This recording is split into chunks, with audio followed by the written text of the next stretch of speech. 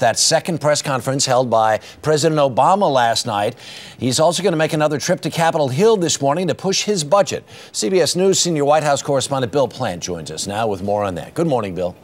Good morning, Harry. And that budget was exactly what the president was pushing last night, taking his case directly to the people, asking for patience and trying to reassure the nation that he's got the financial crisis under control. Please have a seat. Good evening. Before I take questions from the correspondents, I want to give everyone who's watching tonight an update on the steps we're taking to move this economy from recession, tax cut to 95% of all working families, and every American should know that up to 40% of all mortgages are now eligible for refinancing. This is the equivalent of another tax cut. We'll recover from this recession, but it will take time, it will take patience, and it will take an understanding that when we all work together, when each of us looks beyond our own short-term interests to the wider set of obligations we... All right, Bill, and so the president is heading to Capitol Hill today? Well, that's right, Harry. He's going to talk to the Democrats. He's got a problem on his hands. The Democrats, looking to cut the budget because of the deficits being so high, are trying to take his health care reform program out. So he's going up there to talk to them, to try and get them to leave it in. It's all about money, of course.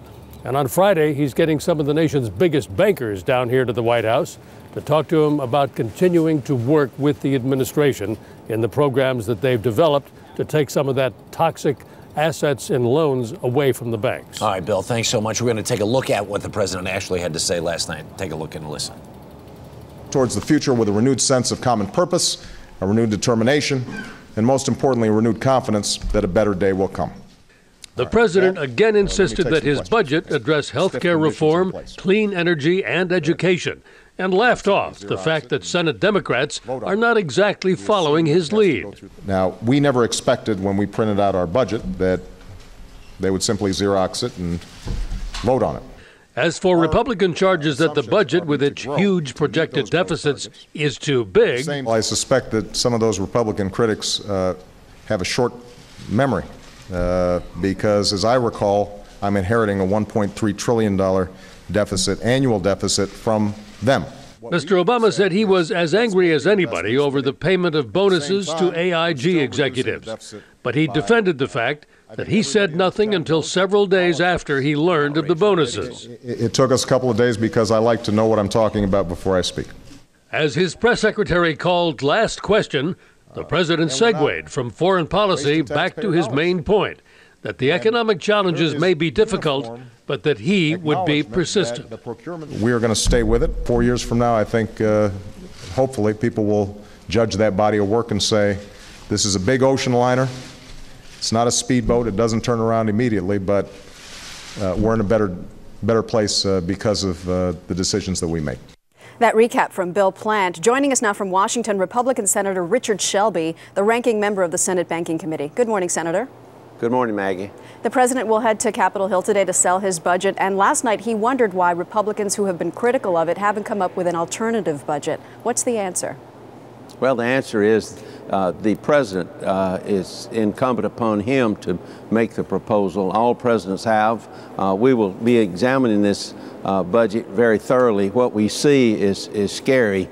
It projects huge deficits and then ultimately debt. I see in the budget the road to financial destruction. China has already questioned our ability to pay back our money. Our European allies are saying, don't print more money. We better listen.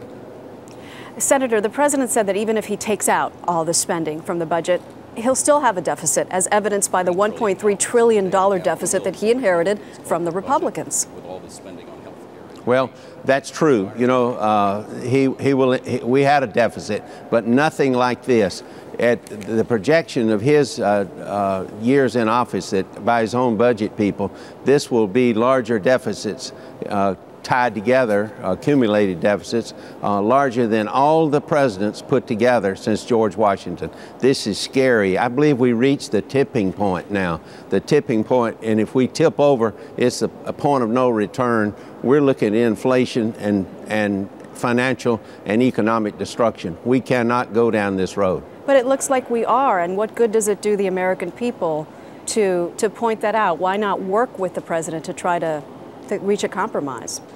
Well, I don't think we should compromise destruction of our economic system, and this is where we're going here. We should work with the president when we think the president's right, but I believe he's totally going down the wrong road now.